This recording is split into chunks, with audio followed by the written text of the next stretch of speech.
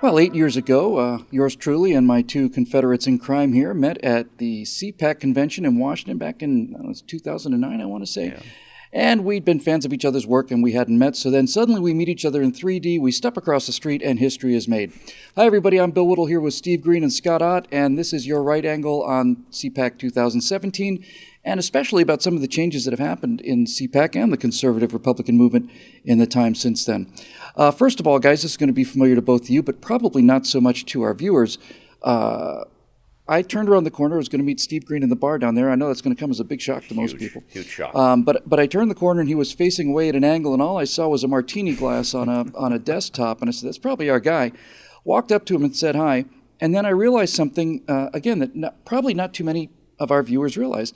Steve and Scott and I together have done 3,000 shows, I would say. 3,000 shows. We've met every single week pretty much for 8 years and basically talked like friends 3,000 times. But I think I've met Steve Green in the flesh. This was probably our fourth time, I want to say, Steve, something like that. Maybe 5, maybe? Yeah.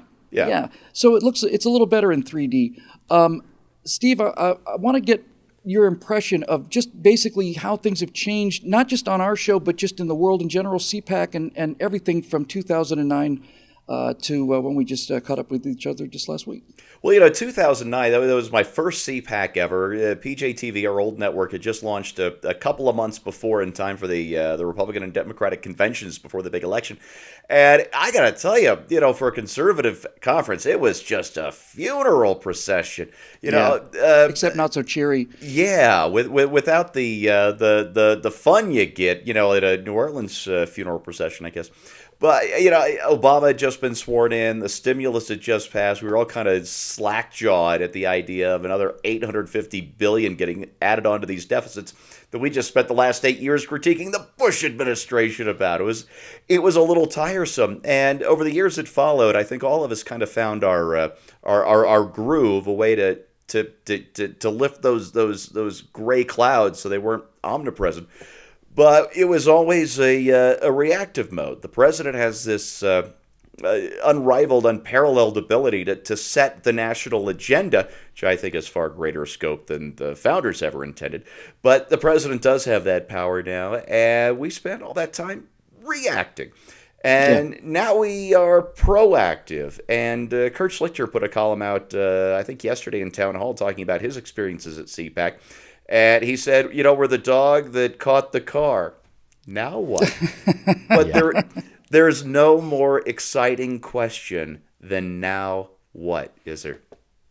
No, but here's something I'm interested in, Scott. So let me talk to you. We missed you terribly at CPAC, and we're gonna do a DAL-PAC or something, a Dallas PAC between now and let's say 4th of July, because we all need to be in the same place. We missed you very much. But we've been doing this for 8 years, 9 years now, something like that. And I was wondering, Scott, two things from you. First of all, how does it feel different today now that it's an actual business, and if not a livelihood, then at least some income? And secondly, one thing I did notice at CPAC was that, and I've noticed it elsewhere too, was that the horrific bloodbath rift of Trumpers versus never Trumpers seems to have closed quite a bit, if for no other reason than through the excellence of the nominees and appointees that he's made. So I was wondering if you want to talk on how things might have changed since 2009 and in fact since last November.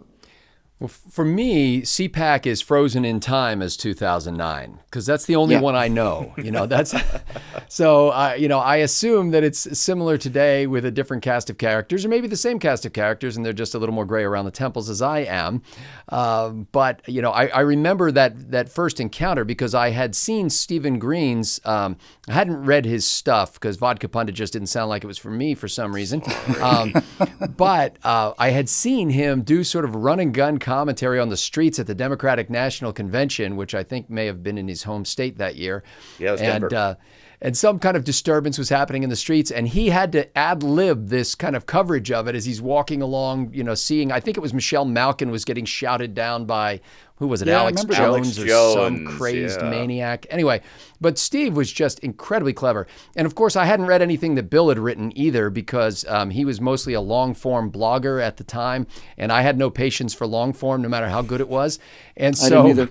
But I did have this reputation of Bill that preceded him that, lightning bolts came out of his eyes and thunder from his arse. And I really thought...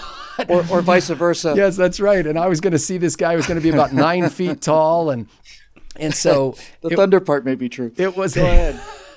It was, we did this panel discussion there with Glenn Reynolds and Zoe Rachel, and Bill moderated, and then some other guy whose name I always forget, but and didn't know at the time. But anyway, Bill just, it seemed to me... What was that? Delroy. No, it was John sorry. something. Okay. John something. But anyway, it was a great panel discussion. You can still find it on YouTube, I believe. At least it used to be. Maybe it's not anymore.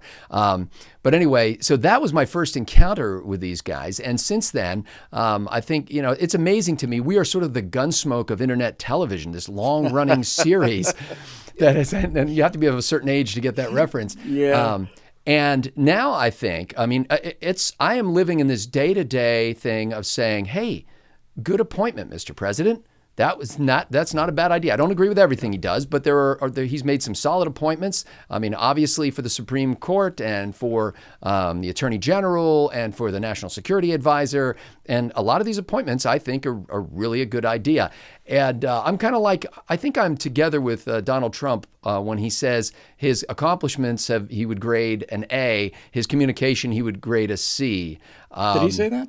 Yeah, he just said that yesterday or today. I think good he for said him, that actually. in like a Breitbart. Now, I'm not sure I would give him a hearty C, but a bouncy C. Give him a C, a bouncy C. That's right.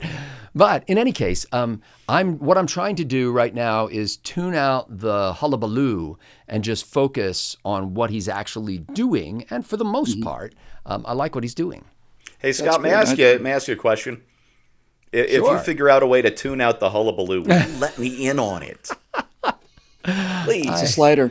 I have it's a no slider idea. on And the tonight's software I've got speech here in the is- control center. I tonight's turn down the speech is, suck a little bit and reduce the hullabaloo, and then I'll Yes. turn up the awesome just a little bit.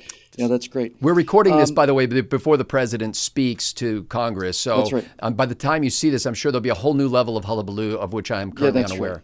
That's right. Well, I noticed a couple things, ladies and gentlemen, in the time that I'd been away, because I'd only been there the year after. I went to 9 and 10, and I haven't been in a long time. One thing I noticed is it's better to win than to lose. That's for sure. Oh, yeah. As Steve said, the first CPAC was like a funeral procession, but not so peppy. And this time, everybody was on fire. Of all the things I saw at CPAC, the thing that impressed me the most and made me the happiest by far, gave me a nice warm feeling actually, where there were lots and lots and lots of young people, lots and lots and lots. We're used to seeing, groups of Tea Party Republicans or Republican women's clubs, and the average age is deceased. But these people were young and enthusiastic and switched on and smart and great. But I will just close with this one thing. It's better to win than lose, and we are all sitting here after 8 years still doing the show, and just the fact that the show is still on the air it's an amazing testament, actually. But there was something about the 2009 CPAC that was different than this one, because we were just inventing everything. It wasn't a business then. It was the final frontier. Television on the internet. We're going to do what? How's this going to work? And so on. And Andrew Breitbart was there, and I barely knew him. He said, "You want to go out to dinner with Ann Coulter?" And I had heard of her, and it's like, yeah, why not? And everything was so exciting and so new. 8 years of Obama basically beat all that joy out of us. But here we are, still doing it again. Now, Steve and Scott have not heard about this, and I'm not going to give them the details until after we tape today. But I've been talking with some people, and I think maybe it's time after the CPAC for us to rejig the show just a little bit. Some things that we'd all been talking about doing, Steve, Scott, and I all been wanting to do. So I don't want to leave them in suspense or you in suspense, but I get the feeling that starting next week they're going to look and feel a little different, hopefully a little more energetic than this liturgy of doom and gloom that you get from us every single week here at BillWhittle.com. No, we've enjoyed doing the show. We're going to keep doing the show. The show's not going anywhere. Thank you all very much for your continued viewership, and we will see you next week.